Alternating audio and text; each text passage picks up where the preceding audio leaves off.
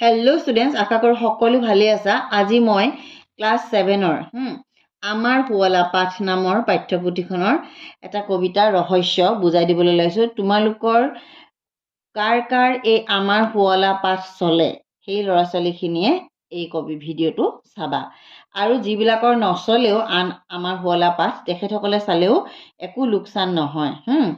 এতিয়া যিহেতু তোমালোকৰ পাৰ্ট 2 আহি আছে, এতিয়া যিহেতু তোমালোকৰ এনুৱেল এক্সাম আহি আছে, গতিকে মই ইয়াৰ পাৰ্ট 2ৰ পৰা বুজাই দিছোঁ এই কবিতাটো ৰহস্য।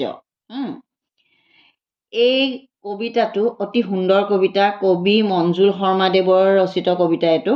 ইয়াত আমাৰ পৃথিৱীখনৰ বা আমাৰ জগতখনৰ বিভিন্ন ৰহস্যৰ বিষয়ে খুব সুন্দৰ বৰ্ণনা আগবঢ়াইছে। ৰহস্য: সূৰ্যৰ বুকুৰ পৰা পৃথিৱীৰ সৃষ্টি, ডাৱৰে লুকাই ৰাখে ৰিম ঝিম বৃষ্টি, ৰেণু আৰু মৌ ৰাখে ফুলে লুকুৱাই, মৌ মাখি পখিলাই নিয়ে কঢ়িয়াই, বৰ্ণালীৰ 7 ৰং মিলি বগা ৰং, ভয় লাগে ঢেৰেকণি ডাৱৰৰ খং। মই একেহাতে বুজাই গৈছোঁ, তোমালোকক ব্যাখ্যা কৰি গৈছোঁ, শুনা।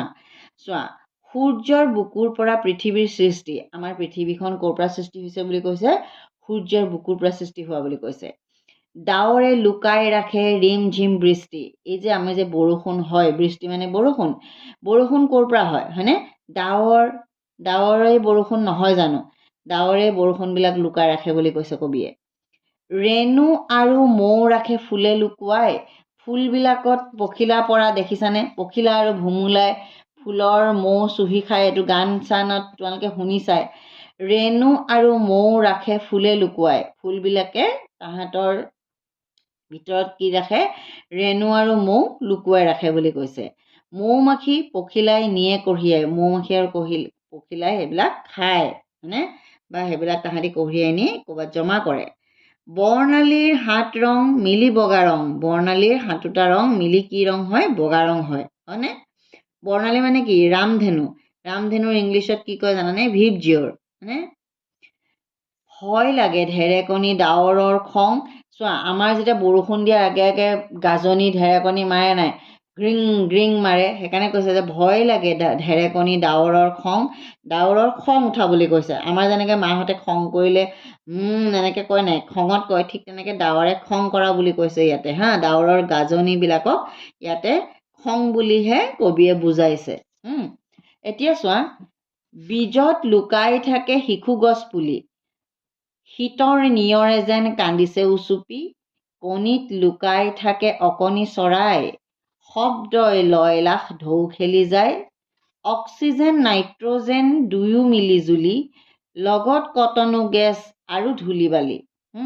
তোমালোকক এটা কথা আকৌ মই কৈছোঁ, প্ৰথম পৰাই বুজাই যাওঁ। এতিয়া চোৱা, তোমালোকে এই গছপুলিটো তোমালোকে সৰু এইটো ৰাজমাহ এটাৰ পৰা কেনেকৈ গছ হৈছে দেখিছানে? ইয়াত ফটোখন আছেই। ঠিক তেনেকৈ আমৰ গুটি এটা, তোমালোকে আম যে খোৱা, যে গৰমৰ দিনত আম খোৱা, আমৰ গুটিবিলাক তোমালোকে ধুনীয়া মাটিত পুতি চাবাচোন, বা এনেই দলিয়াই দিলেও গাঁওবিলাকত গজি আহে, কিন্তু তোমালোকে ধুনীয়াকৈ এইবাৰ এটা টাবত পুতি চাবা, আমৰ গুটিটোৰ পৰা ধুনীয়া পুলি এটা হ'ব। সেইটোক আকৌ তুলি নি বিৰাট বাহিৰত ধুনীয়া জেগা এটাত দিবা, ধুনীয়া এজোপা গছ হ'ব, ডাঙৰ বৃহৎ গছ এজোপা হ'ব। তাৰমানে কি? এটা সৰু গুটিৰ পৰা এজোপা বৃহৎ গছ হ'ব পাৰে। বীজত লুকাই থাকে শিশু গছ পুলি, সৰু সৰু বীজবিলাকৰ পৰা এটা গছ পুলি হয়। শীতৰ নিয়ৰে যেন কান্দিছে উচুপি, ঠাণ্ডা দিনত গছৰ পাতবিলাকৰ পৰা নিয়ৰ পৰে। কোনে কোনে দেখিছা?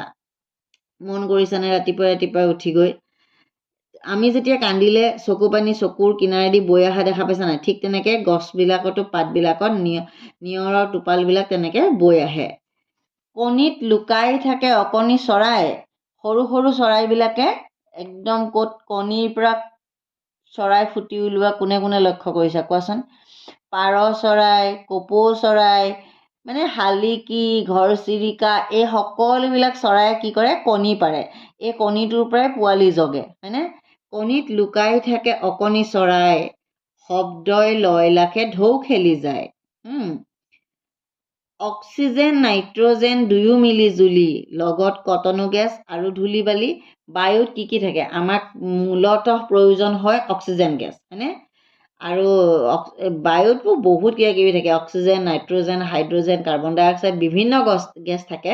কিন্তু আমাৰ আটাইতকৈ প্ৰয়োজনীয় গেছ হ'ল অক্সিজেন, হয়নে?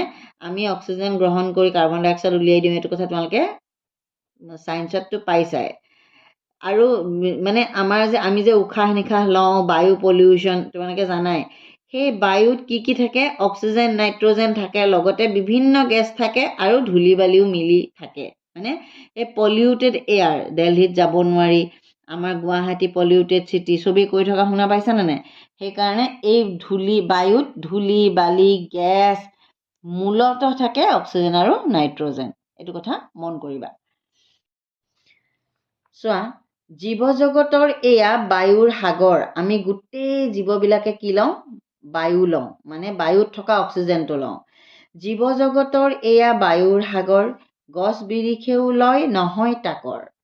পানীৰ প্ৰবল সোঁত ৰাখিছে বিদ্যুৎ, অশৰীৰী বিদ্যুতেৰে চলিছে উদ্যোগ। মাণিক কয়লা তেল খনিত লুকাই, বিজ্ঞান প্ৰযুক্তিয়ে আনে উলিয়ায়। এতিয়া তুমি ভালকে চোৱা, এই যে বায়ুৰ কথা ক'লে তাতে অক্সিজেন নাইট্ৰজেন মিলি থাকে আৰু ঢেৰ ধূলি বালি বেলেগ গেছ থাকে।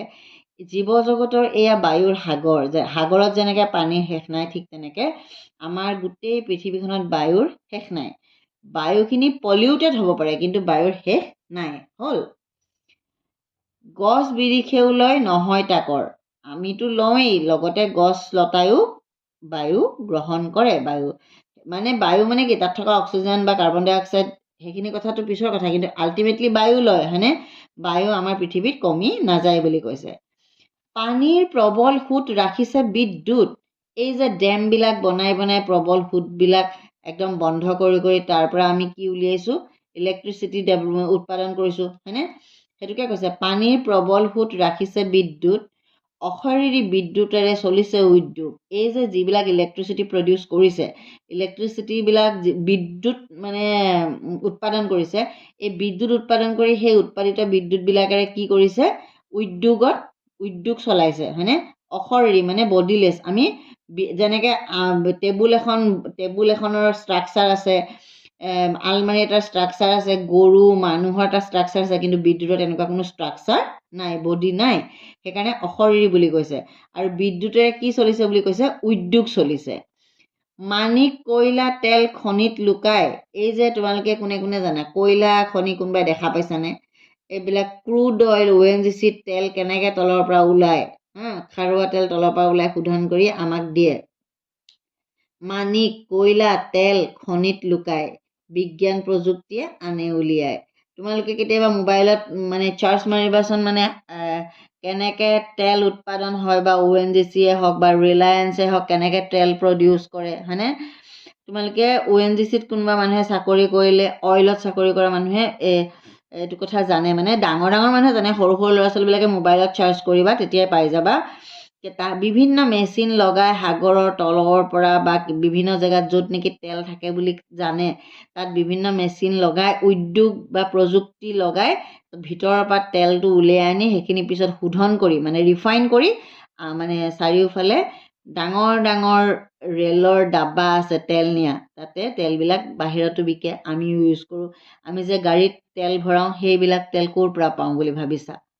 তোমালোকে আজিকালিতো মোবাইলটো লৈয়ে থাকা, চাৰ্জ মাৰিবাচোন তেল কেনেকৈ হয়, হয়নে? মাক সুধিবা, মা বা দেউতাক সুধিবা, মাহঁতে চাৰ্জ মাৰি দিব মোবাইলটো, তোমালোকে সেইখিনি ভালকৈ চাবা। এতিয়া এটা কথা জানি লোৱা, মাণিক কয়লা তেল খনিত লুকায়, বিজ্ঞান প্ৰযুক্তিয়ে আনে উলিয়ায়। সেইবিলাক তাহাঁতৰ খনিবিলাকত লুকাই থাকে, মানে য'ত তাহাঁতৰ ভাণ্ডাৰ আছে তাত থাকে। বিভিন্ন টেকন'লজি প্ৰয়োগ কৰি সেইবিলাক উলিয়াই অনা হয়। আৰু চোৱা, ৰেডিঅ', ইণ্টাৰনেট, টিভিৰ প্ৰচাৰ, আকাশেৰে ভাহি আহে ছবি সমাচাৰ। ৰেডিঅ', ইণ্টাৰনেট, টিভিত প্ৰচাৰ হোৱা বাতৰি, ছবি, এইবিলাক আকাশেদি ভাহি আহে। বুজি পাইছা? অনেক ৰহস্য ভৰা আমাৰ ধৰণী, শিকো মানে নাই শেষ, নালাগে আমনি। আমাৰ পৃথিৱীখন বহু ৰহস্যৰে ভৰা, যিমানে শিকো শেষ নাই আৰু আমনিও নালাগে। সুস্বাস্থ্য, সুচৰিত্ৰ, শিক্ষাৰে অগ্ৰণী, আজিৰ অকণিজনো দেশৰ ধৰণী। আমি কিহত গুৰুত্ব দিব লাগে? কেনেকৈ আমাৰ সুস্বাস্থ্য হয়, সুচৰিত্ৰ হয় আৰু শিক্ষাত আমি আগবাঢ়িব পাৰোঁ। তেনেকুৱা শিশুহে আজি অকণমানি শিশু কাইলৈ দেশখনৰ গুৰি ধৰিব লাগিব। আজিৰ অকণিজনো দেশৰ ধৰণী, কাইলৈ দেশখনক আগবঢ়াই নিয়াত শিশুসকলে আগভাগ ল'ব লাগিব। সদায়তো তোমালোকে শিশু হৈ থাকিবা নেকি? নাথাকা। ডাঙৰ হ'বা, ভাল মানুহ হ'বা, তাৰপিছত দেশৰ বিভিন্ন সমস্যা সমাধান কৰিব লাগিব, দেশখনক তোমালোকে আগুৱাই নিব লাগিব, দেশৰ গুৰি ধৰিব লাগিব, হয়নে? গতিকে তোমালোকে সদায় সুস্বাস্থ্যত কেনেকৈ আহে, সুচৰিত্ৰ তোমালোকৰ কেনেকৈ হ'ব, আৰু শিক্ষা দি তোমালোকে কেনেকৈ আগবাঢ়িব পাৰিবা, এই তিনিটা কথাত মন কৰিব লাগিব। ইমান সুন্দৰ কবিতা কবি মঞ্জুল শৰ্মা দেৱে আমাৰ পৃথিৱীখনৰ ৰহস্যময় কথাটো ইমান সুন্দৰকৈ বৰ্ণনা কৰিছে। আৰু এই যে ফটোবিলাক যে ইয়াতে দিছে, এইটো চোৱা, এইটো ডেম, কেনেকৈ নদী বান্ধ, কেনেকৈ নদী বান্ধ হয়, সেইটো তোমালোকে মোবাইলত ভালকৈ মাৰিবা। এইটো এটা ফটো এটা দি দিছে। আৰু এইটো ছবি, ইণ্টাৰনেট, আমি কেনেকৈ আকাশেৰে ভাহি আহি টিভি চাব পাৰোঁ, এইবিলাক যান, চন্দ্ৰযানৰ এটা ধৰা এনেকুৱাকৈ যান যায় হেৰিয়ত, এইটো চন্দ্ৰযানৰ ধৰা এখন ফটো, বা একজেক্টলি চন্দ্ৰযান বুলি ক'ব নোৱাৰে, এনেকুৱাবিলাক বহুত satellite, one kind of satellite আমি মানে সৌৰজগতত মানে ওপৰত আমি এষ্টাব্লিছ কৰিছোঁ। তাৰ পৰা আমি বিভিন্ন খবৰ বাতৰি বিভিন্ন লৈছোঁ। তাৰমানে মই এতিয়া সৰুকৈ কথাটো কৈ দিব দিগদাৰ। আল্টিমেটলি এইবিলাকেই ইণ্টাৰনেট বা টিভিত আমি দেখি থাকিবলৈ পোৱা বহুত খবৰ বাতৰি আমি এনেকুৱাবিলাক পৰীক্ষা নিৰীক্ষাৰ থ্ৰুদিয়ে সম্ভৱ হৈছে। আশা কৰোঁ তোমালোকে সুন্দৰকৈ কবিতাটো বুজি পাইছা। কবিয়ে ইমান সুন্দৰকৈ বৰ্ণনা কৰিছে নহয়, মই তোমালোকক পাঠ্যপুথিটো পঢ়ি দিছোঁ। আৰু চোৱা, তোমালোকে কিন্তু সকলোৱে এই শব্দাৰ্থবোৰ চাবা। বৰ্ণালী, 7 ৰঙৰ সমাৱেশ, মানে ৰামধেনুৰ ৰং, ৰামধেনুত কি কি ৰং থাকে তোমালোকক মই লিখি নিদিওঁ, কুৱেশ্যনটো আছে। ৰামধেনুৰ ৰংকেইটা তোমালোকে নিজে নিজে লিখিবা। সেইকেইটা ৰং তোমালোকে একদম সৰুৰ পৰাই জানিছা ৰামধেনুত কি কি ৰং থাকে। হ'ল, কি কি থাকে? কমলা, সেউজীয়া, কমলা অৰেঞ্জ, দেখা পাইছানে? কমলা অৰেঞ্জ, সেউজীয়া গ্ৰীণ, নীলা ব্লু, বেঙুনীয়া ভায়লেট, হালধীয়া য়েল্ল', ৰেড ৰঙা, ঘন নীলা ইণ্ডিগ'। ঢেৰেকনি মানে কি? মেঘৰ গৰ্জন। এ ক্লেপ অফ থাণ্ডাৰ, মানে আমি দুইখন হাতে ক্লেপ কৰিলে যেনেকৈ শব্দ হয়, তেনেকৈ মেঘে মেঘে মানে খুন্দা খুন্দি হ'লেও ঢেৰেকনি শব্দ হয়, থাণ্ডাৰ। তাকৰ, ফিউ, অগ্ৰণী প্ৰধান লিডিং, ধৰণী পৃথিৱী আৰ্থ। বীজ গুটি, হ'ল চিড। অশৰীৰী, শৰীৰ নথকা বডিলেছ। লয়লাস, শৰীৰৰ চলন, গ্ৰেচফুল বডি মুভমেণ্ট। হ'ল, এতিয়া চোৱা, পাঠ্যপুথিটো মই পঢ়ি দিছোঁ তোমালোকক। ৰহস্য মানে গোপনীয় সত্য। ঈশ্বৰৰ সৃষ্টি, এই পৃথিৱী আৰু পৃথিৱীত থকা সকলোবোৰ বস্তুৱেই ৰহস্যৰে আৱৰা। এদিনাখন সূৰ্যৰ পৰাই পৃথিৱীৰ জন্ম হৈছিল। ডাৱৰৰ বুকুত লুকাই থাকে বৰষুণ। ফুলৰ বুকুত নিহিত হৈ থকা মৌ ৰস মৌমাখি আদিয়ে লৈ যায়। 7 ৰঙী ৰামধেনুৰ ৰং মিহলি হৈ বগা ৰং হৈ পৰে। এইটো কথা আহিব পাৰে যে 7টা ৰং, ৰামধেনুৰ 7টা ৰং মিলি পেলাই কি ৰং হয়? বগা ৰং হয় দেই। ডাৱৰৰ খুন্দাত বিজুলী ঢেৰেকনিৰ সৃষ্টি হয়। ক্ষুদ্ৰ এটা গুটিত বিশাল গছ এজোপা লুকাই থাকে। শীতৰ নিয়ৰ যেন চকুপানী হৈ সৰে। এটা চৰাই সৰু কণী এটাত লুকাই থাকে আৰু শব্দৰ ধ্বনিয়ে ঢৌৰ সৃষ্টি কৰে। বায়ুত নানাবিধ গেছ ধূলি বালি মিহলি হৈ থাকে। তাক জগতৰ যত প্ৰাণী গছ বিৰিখে গ্ৰহণ কৰে, অথচ সেয়া কাৰোৰে বাবে কমি নাযায়। বিজ্ঞানৰ বলত পানীৰ সোঁতৰ পৰা বিদ্যুৎ তৈয়াৰ কৰিছে, অথচ বায়ুৰ দৰে ইয়াকো দেখা নাযায়। আমি বায়ু চকুৰে যেনেকৈ দেখা নাপাওঁ, ঠিক তেনেকৈ বিদ্যুতো আমি চকুৰে দেখা নাপাওঁ। বিদ্যুতেৰে আকৌ উদ্যোগ, খনি আদি কৰি সকলো চলে। বিজ্ঞান প্ৰযুক্তিৰ বলত বিনা তাৰেৰে দূৰদৰ্শন, ফোন, ইণ্টাৰনেটৰ কাম কৰি গোটেই বিশ্বকে ঘৰৰ ভিতৰত সুমুৱাই পেলাইছে। এই পৃথিৱীৰ সকলো কথাই আচৰিতজনক। চাৰিওফালে শিকিবলগীয়া কথাৰে ভৰি আছে। যিমানে ইচ্ছা সিমানে শিকিব পাৰি। লাগে মাথো শিকাৰ আগ্ৰহ, আগ্ৰহী মন, নিষ্ঠা, সুস্বাস্থ্য। হ'ল, আমাক শিকিবৰ কাৰণে আগ্ৰহ লাগিব, আগ্ৰহী মন এটা লাগিব আৰু নিষ্ঠা সুস্বাস্থ্য লাগিব। আজিৰ শিশুৱেই ভৱিষ্যত বিশ্বৰ নাগৰিক।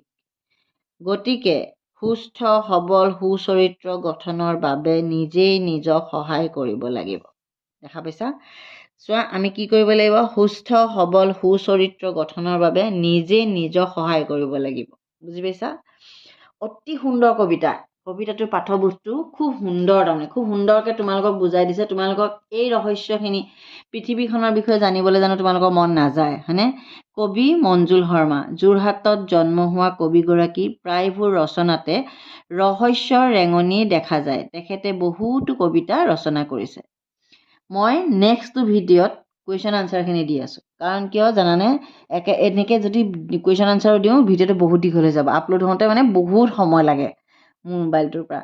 গতিকে তোমালোকে এই কবিতাটো, যিটো কবিতা মই সুন্দৰকৈ এতিয়া বুজাই দিলোঁ, তোমালোকে কবিতাটো এবাৰ পঢ়া। আৰু মই এতিয়াই দিম, অলপ পাছতেই কুৱেশ্যন আনচাৰখিনি মই লিখিও থৈছোঁ তোমালোকলৈ।